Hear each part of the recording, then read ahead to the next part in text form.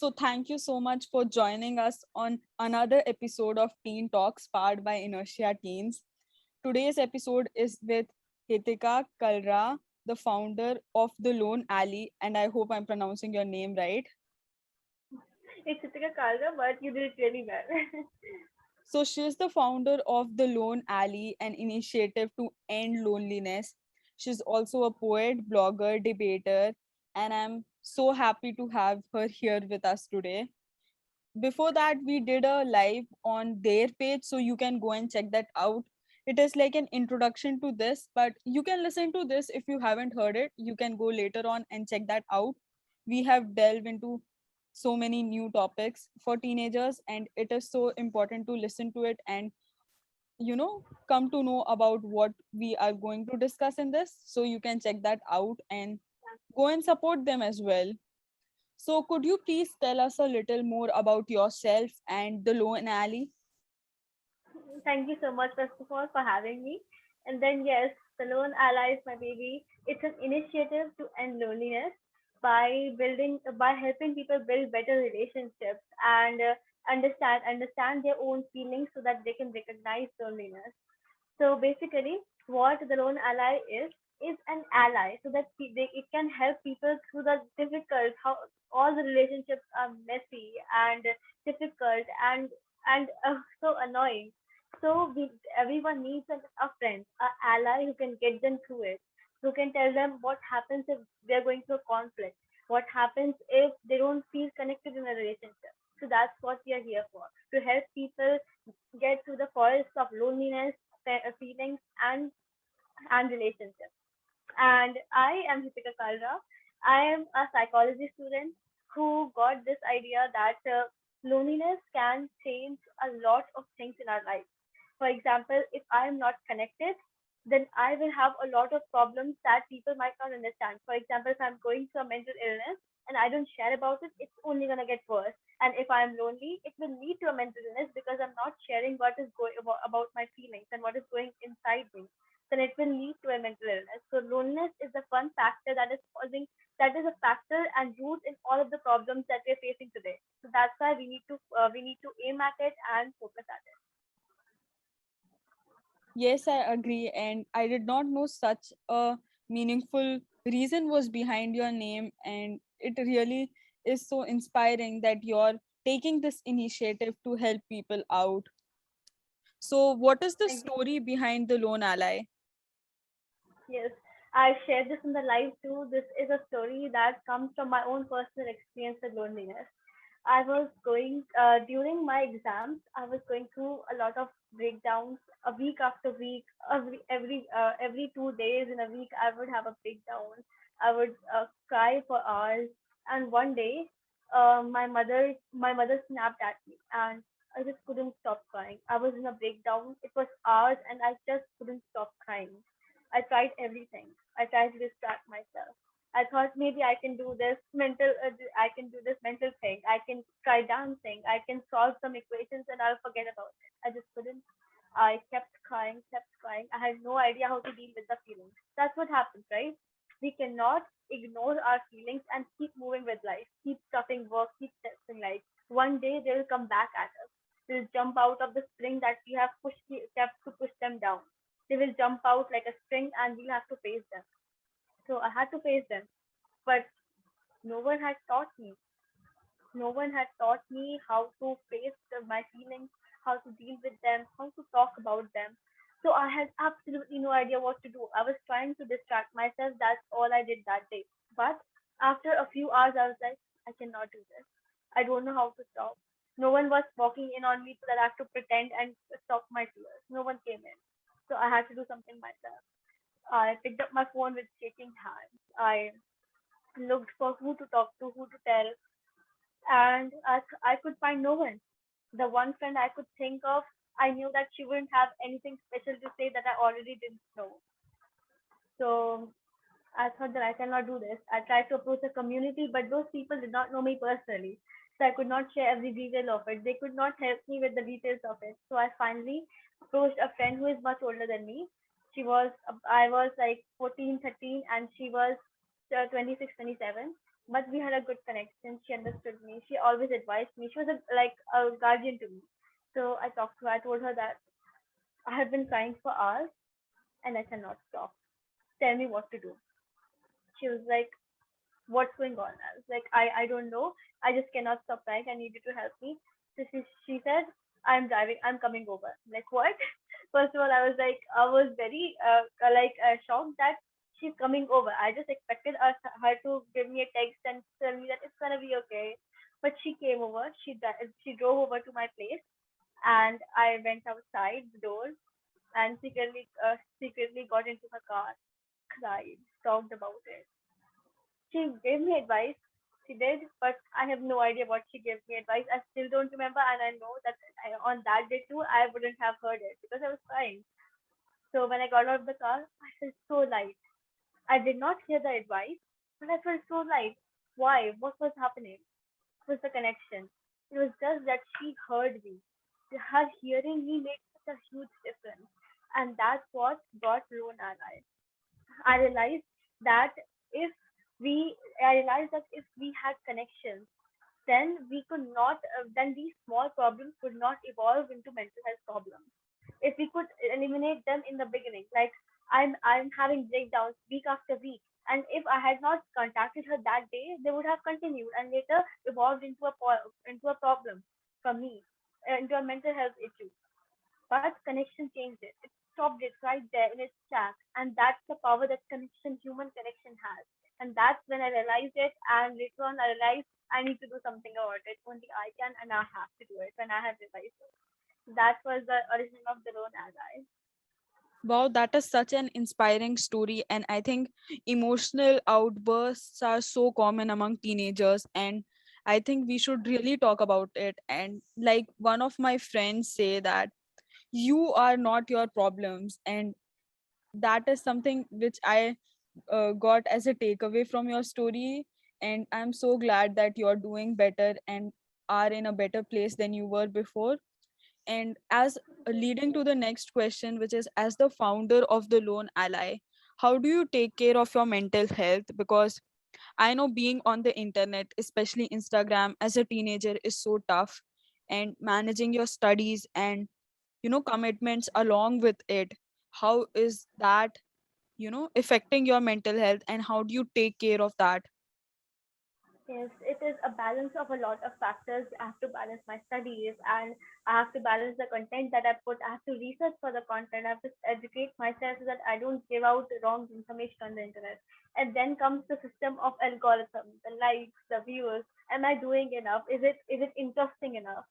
Because I have to put out information in such a way that it appeals to people, like the common people. They can understand, they can educate themselves. So it really is a struggle, and I remember that in lockdown, when I started working triple hard, that I was working on Instagram and I was working on the blog of Lone Ally every week. I was publishing a blog every week, and I was publishing a podcast every 2 weeks, which requires so much hard work and everything. So I was doing all three together along with my studies. It was getting really hard. I was just on the edge of burnout when I realized I cannot do it. I need to stop. I stopped right away and I took a break, a complete vacation of 2 weeks, and that's when I realized how I need to function. I need to realize what's important now, and I think that everyone should do this. And always and always prioritize what comes first. What's important now? Win. That's what will lead you to winning. So the thing that I realized was that first of all, I need an audience. Like I cannot work on the blog and expect people who already know me, they were only reading it, right? So I first need to build an audience, and audience comes from Instagram. So I left the blog and podcast on pause for a while, and now I'm only working on Instagram. I make sure that I don't go back and look at likes and views in often enough that it affects my mental health and affects the content that I'm producing, because apart from being entertaining, my main job is to educate well.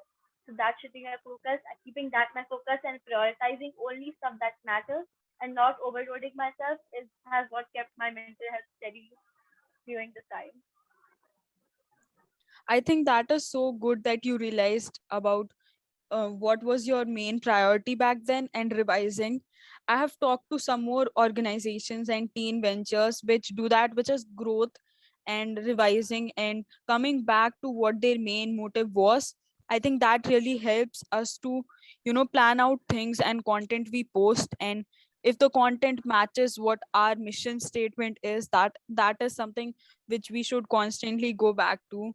And I think that were So, some of the hardship that you faced during that. And would you like to elaborate on any other hardship that you faced, and if so, what were those? others might be again loneliness itself, because working for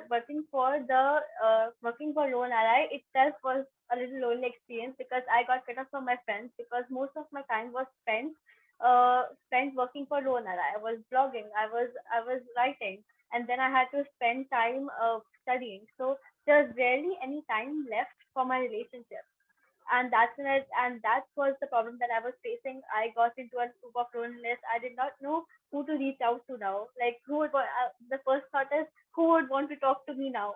Like, it's been so long, right? But I eventually got out of it. I started to reduce my time that I spent working. Tried to be more efficient, then spend more time over something, and make a regular schedule so that I can spend more time with my relationship. Yes, I agree. And I have gone through similar thing, but I always take back a moment and take out time for the people who are really in my priority list right now. And I think that is really important too. So for many of us, the COVID-19 changed our life drastically. So how did COVID-19 impact teens and their mental health and loneliness? There were so many people who were away from their homes and families during this time. So how did it affect them, and what tip would you give to anyone who is going through the same process of separation or loneliness? Yeah, that's a big one. So when the lockdown began, like I said in the live, that it started with a lot of energy. Like, we were all high on adrenaline. That, yes, don't, that COVID is here. Don't worry, we'll fight it. We'll fight it. Lockdown is down. It's okay. We'll go exercise. We'll go dance. We'll do this. We'll do that. Everyone was. We'll video call every day. That was happening. Everyone was so energized. But soon, when the adrenaline got down and the lockdown did not, we were all crashing down. We were crashing down from our high. We were losing hope. We were losing connections, because we could not do that super high energy video calls anymore. It was exhausting. We could not do that. We were on a crash. We felt like everything was out of our control, and that's when started going down for our mental health and for loneliness. We started getting isolated, and we started having less energy for talking to our friends. We were generally so tired all the time that we couldn't have the energy to say hi and start small talk. Small talk is the most fun thing in this time. So yeah, we did not have the energy to do that small talk. And the time that we had with family, for the people who were with their family, it was mostly spent in doing household chores. Parents telling them, do this, do that, especially for teenagers. And there was no time for people to bond over it. People were mostly just busy doing the household chores, do this, do that. They were confined in one place, that was leading to a lot of conflict too. And for the people who were away from their families, they were completely isolated.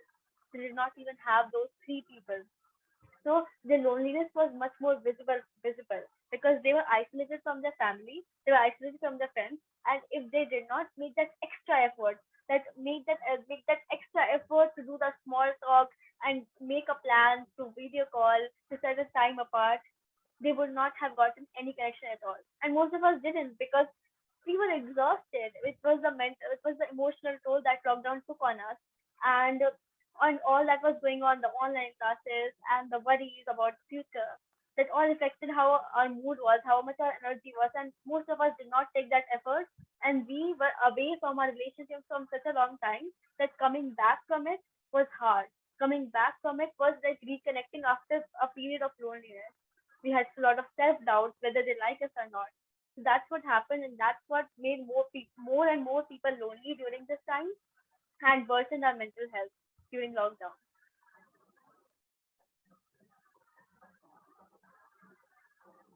Yes, I think that is so true. The burnout which came with it, and for activists, it was activism fatigue which followed and ended up, Exactly. uh, how can you say, like, ended up diluting the energy they had and they put in their venture or their activism. And I think it was such a hard time for all of us. And I think the best thing we could have done is, connecting with people.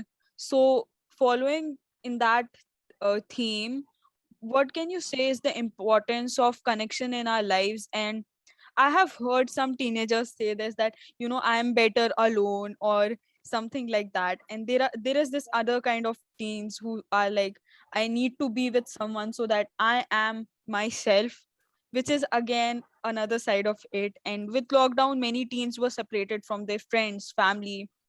And how can you, elaborate on that and the difference between solitude and loneliness?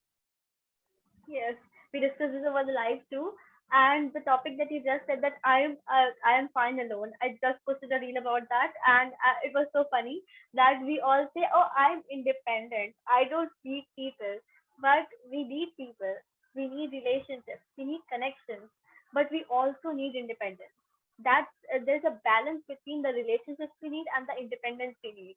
And as soon as that we disturb that balance and we go all independent, I don't need anyone, I'm independent, that we crash down.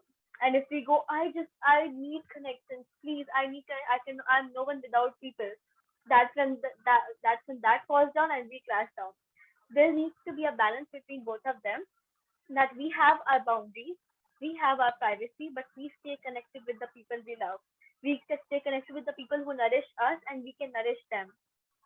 And we also need to and then comes the practice that when people say that I need connections, who am I without them? You need to first define yourself. You need to define who you are, and only then can you connect with people. For example, if I don't know who I am, if I don't understand myself, and I come out and try to meet you and try to become friends with you, then I'll just try to please you, people please you, or fit in with you. And to you say that I like pink, I'll say, oh yeah, me too, because I don't understand myself. I'm not authentic. I don't belong to myself. I don't understand myself. Then I cannot come out and have a real connection with you. Does that make sense? I need Yes, to that does. understand myself, and I need to be authentic about who I am, and then only I can have a connection with someone else. Otherwise, I will look for validation. I will look for validation for someone else to tell me that you are nice, that you are good with people, that you are warm, you are connected. I don't know myself, that I am looking for someone else to tell me, and that's when we make connections for validation, and that's when we are unhappy. Okay, that's why we need to first understand ourselves and then have connections with others. It's a complete balance. And secondly, like you said, the difference between solitude and loneliness, it's a crucial difference, and it changes, and it makes a difference in the whole world. Solitude is basically being alone by choice, being voluntarily alone. I choose that I want to be alone right now. And loneliness is feeling alone, feeling all alone in an experience or at a time period. So, and how are the, and actually the thing is that solitude and loneliness both cross each other. Like if I'm lonely, I need solitude. Is that weird? That is weird. Like let me show you how. So, what happens when I'm in solitude? I choose to be alone. What do? I think about what I need. I think about who I am. I self reflect. I think about ways to grow myself. That is so crucial for self development and development, and to have healthy relationships. That is so crucial. And how does it cancel loneliness? If I know who I am and what I need, I will look for it. I will have the relationships I want. I will keep my boundaries. So how will I be lonely if I choose solitude now and then? And if I'm lonely and I try to make connections, then I will look for validation, right? Like we talked about. So if we go back from loneliness and to say that okay, now I want to be alone, and think, okay, how am I feeling? Am I feeling lonely right now? Who should I connect to? I like this person. I don't like this person. This person makes me feel lonely. I don't want to be with them. This reflection can bring us steps that how we need to end that loneliness come out of that loneliness and build connection. That is why they are so different and so important. It is so important to have solitude in our life. It is such a holistic and spiritual place to be in. So that's, yeah, that's it. Yes, I do agree with the validation point. And if you're constantly seeking for validation, that is a big red flag for your mental health. And you need to take time and self reflection and maybe something like journaling or you noting your Exactly. stream of consciousness and connecting with True. your inner self. And I think when I was a teenager, like 1 or 2 years back, I think I was quite influenced by what people said and, like people pleasing. Not people pleasing, but I did not know who I was. And it was such a growing period that, someone who I was before, I couldn't be that because I learned so many things new. And then everything is like unlearning and learning the right Yeah. thing after you're old enough to realize that something I was doing for so long was wrong, and then realizing Hmm. who you are. So self reflection and solitude constantly helps you get out of it, because even after like you are old enough, like even after you're 18 or something, you still grow and learn so many new things and constantly incorporate things in your life. So it is good to take some time back and realize what are the red flags and positive things of what you're doing. So Exactly. moving on. And the problem with solitude is that nowadays we don't have time for solitude. We are constantly filled by social media, pinging them every time. If we are bored, go get. I'll watch some. I'll watch a series. I'll go pick up my phone. That's why there's no time for solitude. We don't understand our needs, and we get sucked into the cycle of not understanding ourselves, not taking time for ourselves, no self care, just binging and scrolling. And it's so easy to get into that. Yes, I think with constantly being surrounded by social media and media in general, we are consuming so much every day. It is good to keep a boundary.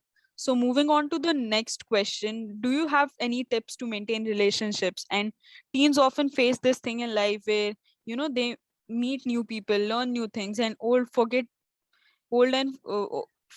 old people. And, it is so good to maintain boundaries, healthy boundaries in everything you do in life, like with social media as well. So, what would be your tips to maintain boundaries in relationships and everything in your life to a point that it does not affect your mental health? Exactly. So there are four points to it. Number one, first of all, again, get some time for solitude. Understand what you need. Understand how many people you like to have as your close friends. Understand what are your needs for relationships and connections. What are your boundaries for them? Number two, set boundaries. Before we start building connections, it is so much better to have a boundary that maybe not a lot of boundaries, but at least have two boundaries, that this is the most extreme thing that I don't want this person to do, and this is the most extreme thing that I don't want in this relationship. These two boundaries will help you so much to build a bridge so that you feel comfortable walking over the river. If we don't have a bridge, how cautious we are, right? When you're walking over something, that oh my god, I might fall. Oh my god, I might fall. But as long as there are railings, there are railings to the bridge, there is a boundary, we feel safe. That's why you feel safe in your relationship. You feel so connected. That's why you need boundaries. Okay, so so first of all, step, nourish yourself, understand your needs. Second, build boundaries, and third, prioritize. Learn how you want to prioritize your relationship. Do you want to call once a week? Decide that.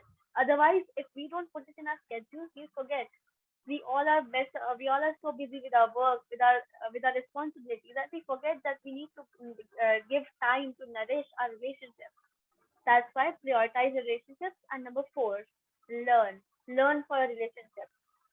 Ever since we were in school, nobody taught us about our feelings, nobody taught us about our relationships. All we know is academia.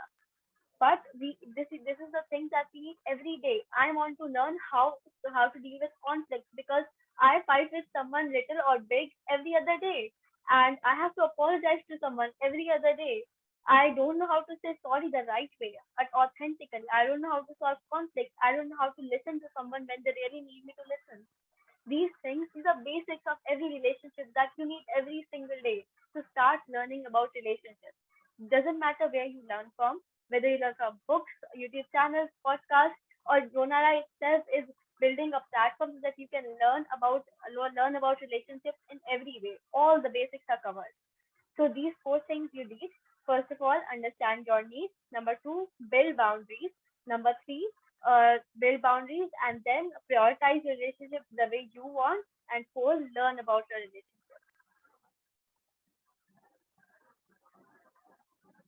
Yes, I completely agree to that. And like you said, the prioritizing thing is very important, and teens often, do not see that coming, that prioritizing is such an important thing in life. And I think the thing you said about building boundaries, and one more thing which I would like to include in that is respecting others' boundaries. If someone said that this is my boundary, then you should learn to respect that and not violate that. And taking that boundary is very important. It's like taking it seriously is very important. And one more thing which I would like to say is learn if the person is good for you or is just being toxic. Like if you see any red Yes, flags, realize that. And like I said in the live, the difference between hate and criticism is so small yet so huge. And the thing with friendship and relationships is also that boundary is so small yet so huge that it can exactly. drastically change someone's life. So how do you, Yeah. find those red flags? And with everything in life there is so many emotions. So how did you, and in general, what would you say to someone who wants to overcome emotions and feelings and figure out red flags in any toxic relationship? Yeah. First of all, I want you to clear that. What is overcoming emotions and feelings? Which emotions? Emotions in the sense, being with someone yet feeling lonely types.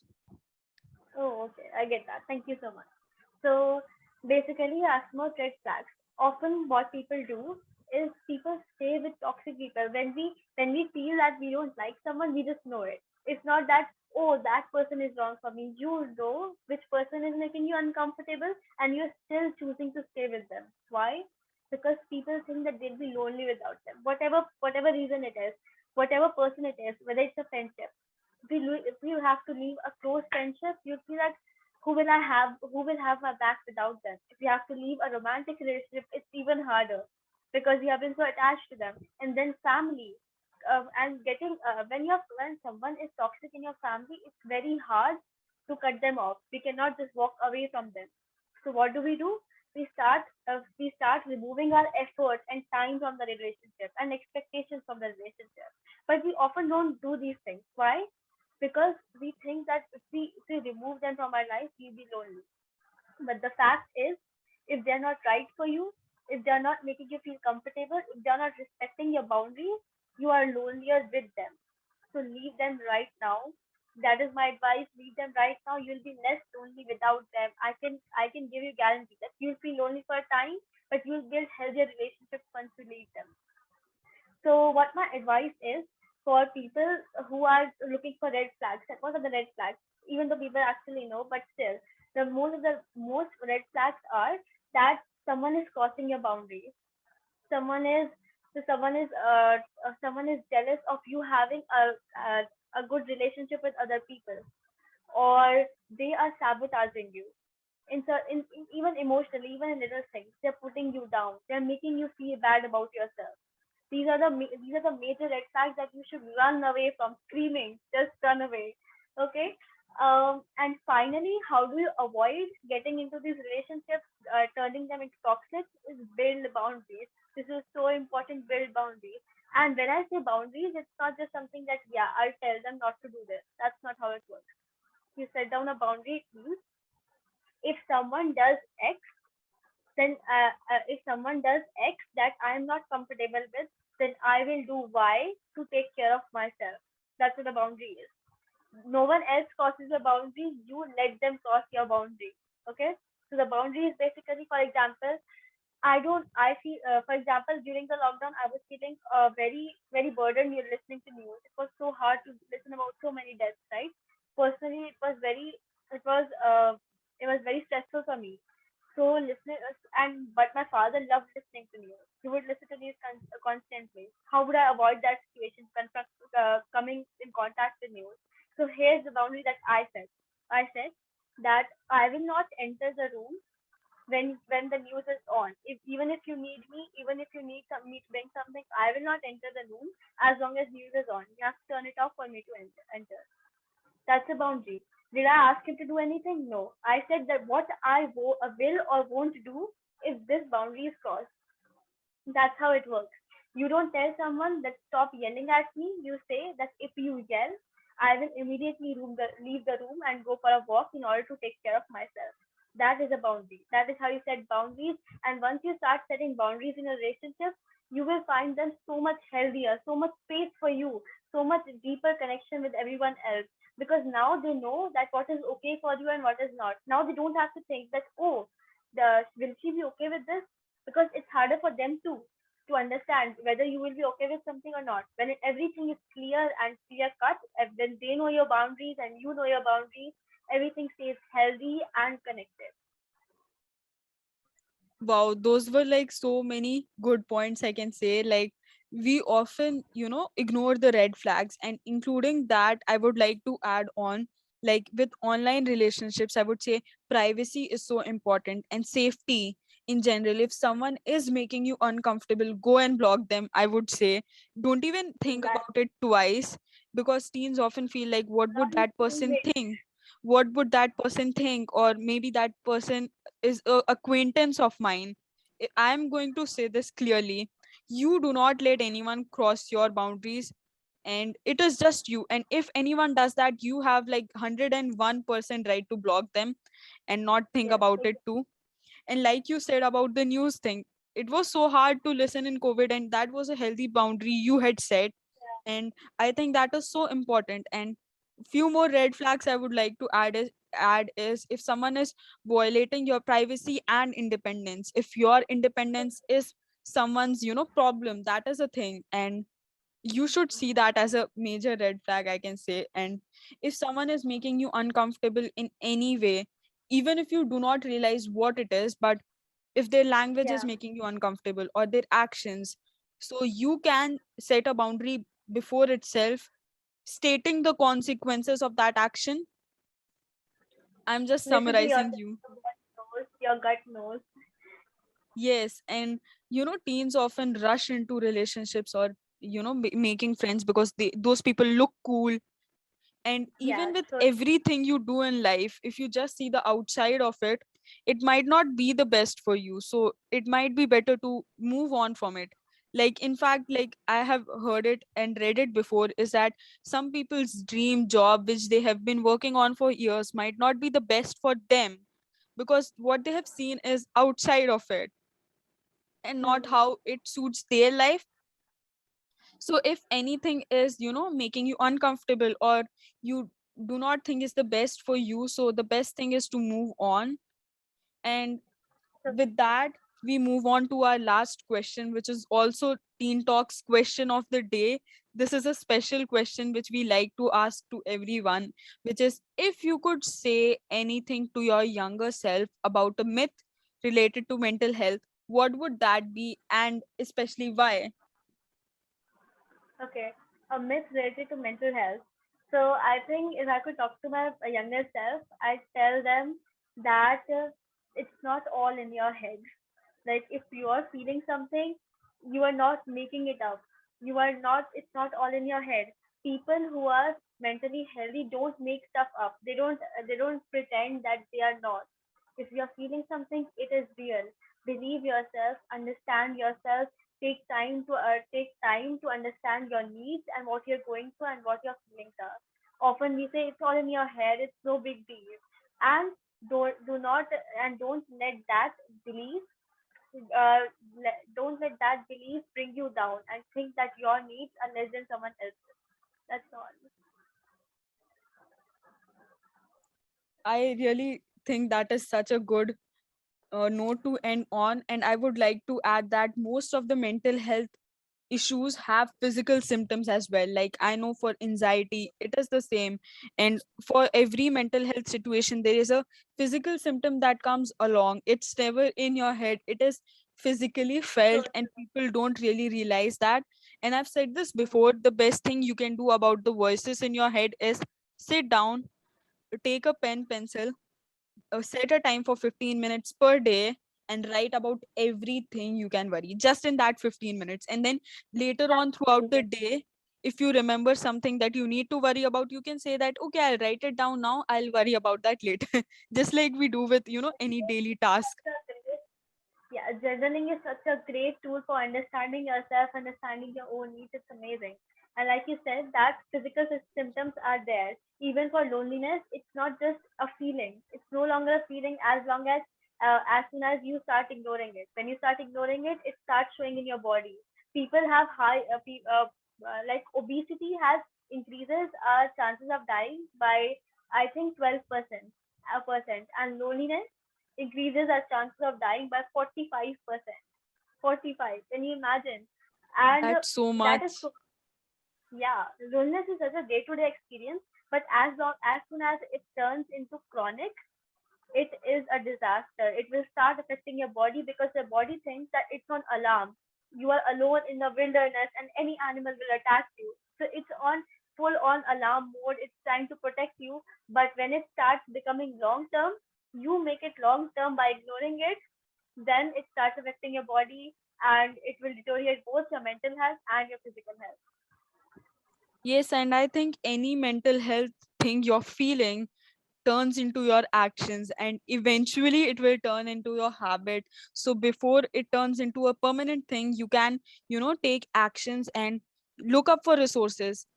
Like we Inertia Teens and the Lone Ally has so many resources which you can go and check out in the description anytime. Yes. And today we learned so much, and it is really important to implement these in our lives as well as we are learning and growing.